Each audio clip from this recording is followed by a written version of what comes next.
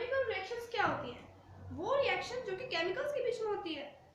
हाँ, ऐसा हो सकता है पर वो ज़रूरी नहीं है, बिकॉज हमारे अंदर भी, हमारे बॉडी के अंदर भी जैसे रेस्पिरेशन है, ये सब प्रोसेसेस कैसे होती है, ये भी क्या होती है, केमिकल रिएक्शंस होती है। हम खाना बनाते हैं, वो भी क्या है, केमिकल रिएक्शन है। सो हम एक कॉमन एग्जांपल से लेके चलते हैं कि केमिकल रिएक्शंस, ताकि आपको पता चल जाए थोड़ा थोड़ा, कि अवेयर हो जाओ आप इसके बारे में, ठीक है।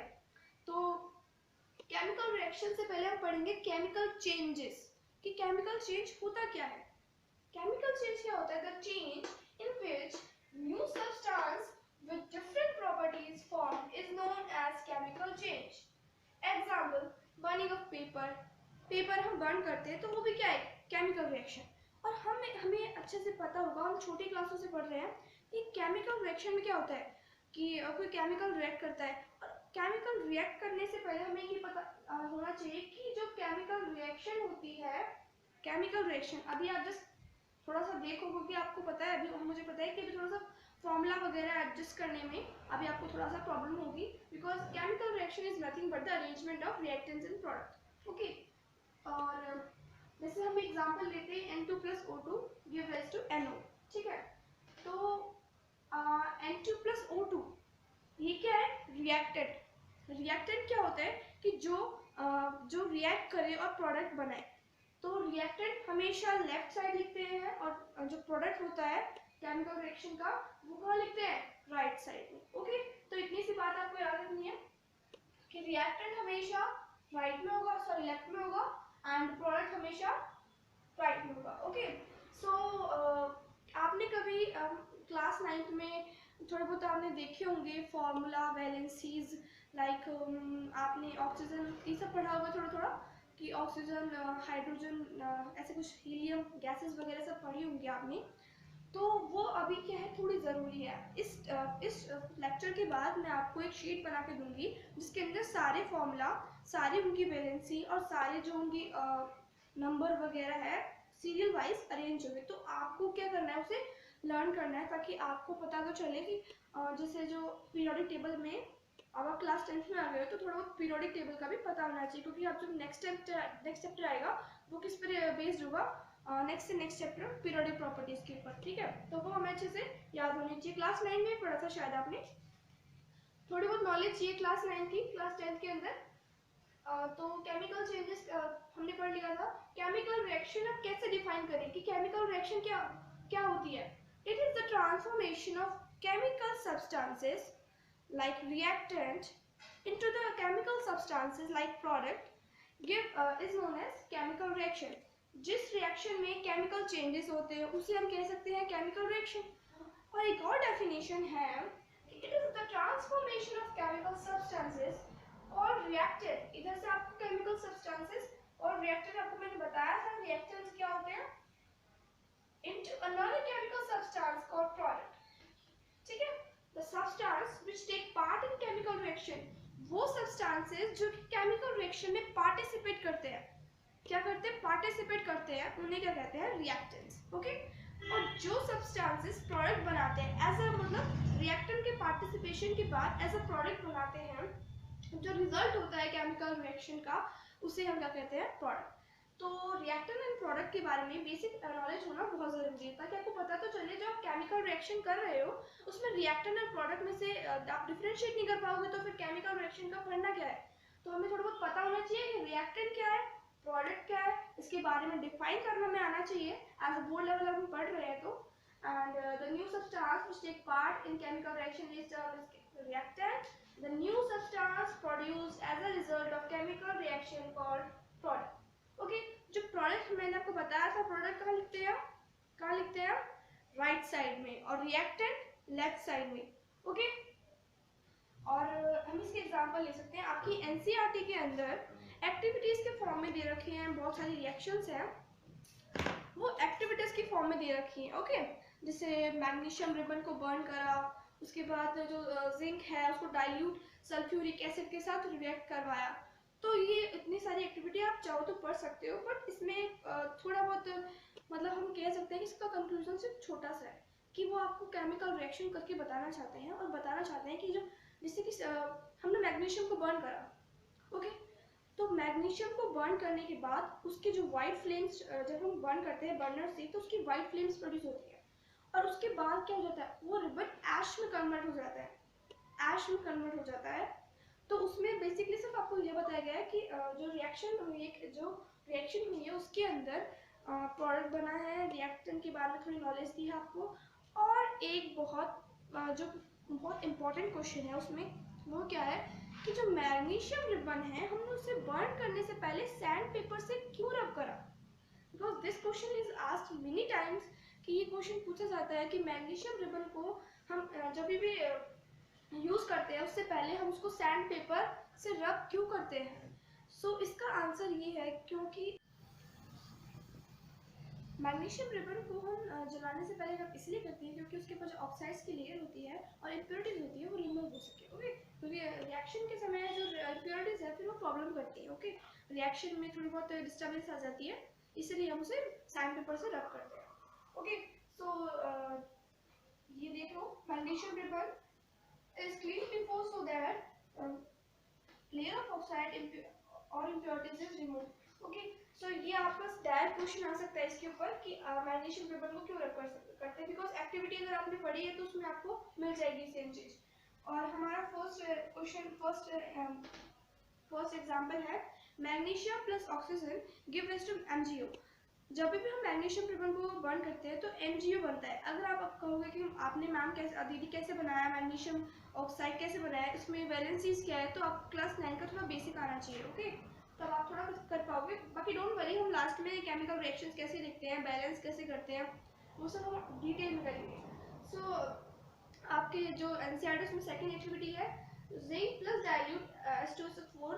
जब हम रिएक्ट करवाते हैं तो ZnSO4 प्लस H2 बनती है, एसिटिक गैस रिलीज होती है। ओके, अब मैंने ये एरो बनाया है तो आप इससे क्या समझोगे, इसका मतलब ये है कि जो गैस है वो इवॉल्व हो गई है। ओके, सो ये एरोज हैं, ये हमारी जो केमिकल रिएक्शन होती है उसको क्लियरिटी देते हैं। अगर मैं आपको बताऊं तो ऐसे बहुत सारे सिंबल्स हैं जो कि जरूरी होते हैं केमिकल रिएक्शन के लिए। फॉर एग्जांपल हम लिखते हैं सॉलिड, S लिखते हैं ब्रैकेट में S, this depict that the state of the substance is in solid. Okay, and whenever we write L in bracket that means liquid is the state of that substance. अगर हम gas लिखते हैं G in bracket, this means the substance in the fraction is in gaseous state.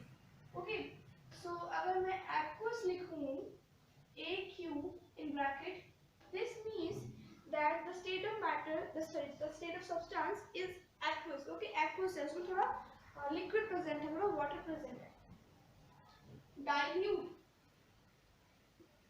DIL, जब भी हम कोई acid लेते हैं या फिर बेस लेते हैं उसके अंदर अगर हम वाटर का एडिशन करते हैं तो उसकी कंसंट्रेशन क्या होती है, कम हो जाती है, तो वो क्या हो जाता है, डाइल्यूट हो जाता है। कभी भी H2SO4 सल्फ्यूरिक एसिड हम डायरेक्ट नहीं ले सकते क्योंकि उसकी ना कंसंट्रेशन बहुत ज़्यादा होती है, और सल्फ्यूरिक एसिड को किंग ऑफ केमिकल्स भी कहा जाता है। ओके, H2SO4 को किंग ऑफ केमिकल्स कहते हैं। और ये डाइल्यूट मैंने इसलिए यूज किया था क्योंकि हम डायरेक्ट H2SO4 नहीं ले सकते कंसंट्रेटेड, बिकॉज ये बहुत ज़्यादा डेंजरस होता है। और डाइल्यूट लेते हैं, डाइल्यूट का सिंबल ये है। And whenever the gas is evolve, ऐसे एरो बनाते हैं ताकि उसका मतलब ये है कि गैस क्या इवॉल्व हुई है। अब अगर प्रेसिपिटेशन हो तो क्या करेंगे, नीचे एरो बनाएंगे। इसका मतलब है कि जो रिएक्शन हुई है उसके अंदर प्रेसिपिटेशन हुई है। प्रेसिपिटेशन क्या होता है, एक इनसॉल्युबल लेयर का रिएक्शन के अंदर या फिर जो सॉल्यूशन है उसके अंदर आ जाना। जैसे कि हम पढ़ेंगे PbNO3 प्लस Ki का रिएक्शन होगा, लेड नाइट्रेट और पोटेशियम आयोडाइड का जो रिएक्शन है उसके अंदर Ki के पोटेशियम आयोडाइड के प्रेसिपिटेशन बन जाते हैं येलो कलर के। हम नेक्स्ट में लेते हैं, नेक्स्ट लेक्चर में नहीं, हम इसी में कंप्लीट करेंगे, डोंट वरी। और जो रस्टिंग ऑफ आयरन है, रस्टिंग क्या होता है, जंग लगना। ओके, तो रस्टिंग ऑफ आयरन होती है, वो आप सभी ने देखा होगा, ये बहुत कॉमन है, लोहे पे जंग लग जाना। तो जैसे कि उसमें बेसिकली उसका रीजन क्या होता है, ऑक्सीजन के साथ रिएक्शन होना और या फिर वाटर के साथ रिएक्शन होना, उसकी वजह से जो आयरन है वो रस्टिंग शो करता है। ओके, अब इसकी रिएक्शन है Fe, दैट इज Fe क्या होता है, Fe क्या होता है, आयरन। ये आपको पता होना चाहिए सिंबल्स के बारे में। Fe होता है आयरन, Mg होता है मैग्नीशियम,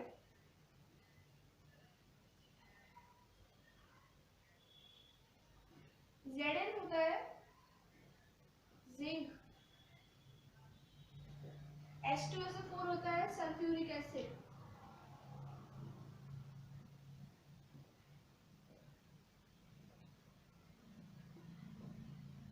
और जो हाँ FeH2 वो पता होगा आपको वाटर, इधर मैं लिख देती हूँ, और O2 is oxygen. Okay, when Fe is reacted with oxygen और H2, X क्या यहाँ पे मॉलिक्यूल्स ऑफ वाटर, कितने मॉलिक्यूल्स ऑफ वाटर रिएक्ट करा है, ठीक है। तो X क्या होता है मॉलिक्यूल्स ऑफ वाटर। अब इसके अंदर जब हम केमिकल रिएक्शन लिखते हैं तो उसको कंबाइन करते हैं। अब Fe2O3 क्यों आया, बिकॉज Fe इसमें +3 स्टेट में प्रेजेंट है और ऑक्सीजन की 2 स्टेट है। तो जब हम इसको रिएक्ट करते हैं, जैसे हम जब रिएक्शन करते हैं तो Fe +3 O2 it is present oxygen. So जब हम इसको रीड करते हैं तो ये जो 3 है ये यहाँ जाएगा और 2 यहाँ जाएगा। सो ये आई थिंक आप लोग अभी पढ़ोगे, इसी चैप्टर में पढ़ोगे, अच्छे से बताऊंगी सारे ये सब मैंने कैसे किया, वैलेंसी कैसे आई, वैलेंसी तो आपको याद करनी पड़ेगी, डोंट वरी। पर इसके जो रिएक्शंस हैं हम बहुत सारे सॉल्व करेंगे, इससे क्या आएगा क्लियरिटी आएगी, आप कोई भी रिएक्शन सॉल्व कर दोगे आसानी से। ओके, सो ये कंपाउंड बनाना आना चाहिए बिकॉज ये बेसिक है। और हाँ, और मुझे बताना था जैसे कि जो नेक्स्ट चैप्टर हम पढ़ेंगे एसिड बेस, उसमें आपका ये जो रिएक्शंस हो रही है ना H2SO4, इसको भूलना मत क्योंकि ये क्या है एसिड है, H2SO4 एक एसिड है। Okay,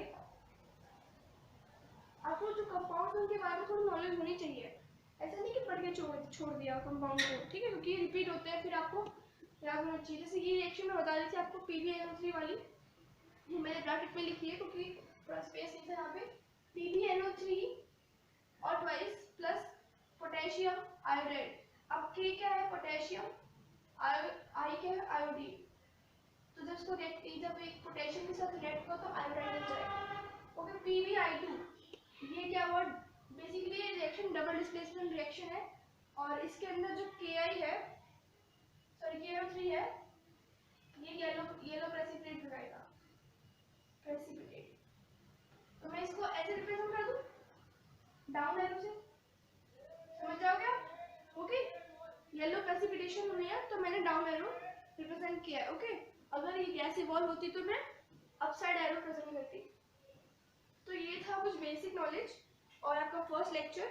in next lecture we will study the types of chemical reactions as well as the types of, हाँ, और चेंजेस क्या होते हैं केमिकल रिएक्शन में, वो मैं जस्ट आपको थोड़ा सा बता देती हूँ। चेंजेस होते हैं टेम्परेचर का चेंज होना, केमिकल रिएक्शन के दौरान टेम्परेचर का चेंज होना और स्टेट का चेंज होना, और जो कलर है वो भी चेंज हो जाता है। आपने पढ़ा वो कि हाँ हमने सॉल्यूशन मिक्स किया और उसके अंदर ग्रीन कलर का सॉल्यूशन बन गया, हाँ पढ़ा है, आपने देखा भी होगा। पर जो केमिकल रिएक्शंस होती हैं उनके चेंजेस होते हैं, रिएक्शन में स्टेट का चेंज होता है, टेम्परेचर का चेंज होता है और साथ ही में और जो कलर होता है वो भी चेंज हो जाता है। सो जब टेम्परेचर का चेंज होता है तो एक्सोथर्मिक और एंडोथर्मिक रिएक्शन होती है। एक्सो मतलब हीट का रिलीज होना, एंडो मतलब हीट का कंजप्शन, रिएक्शन के दौरान हीट का कंजप्शन। ओके, सो ये सब इंट्रोडक्टरी पार्ट था। नेक्स्ट लेक्चर में हम सबको इन सब चीज़ों को डिटेल में पढ़ेंगे। So thank you, that's all for today.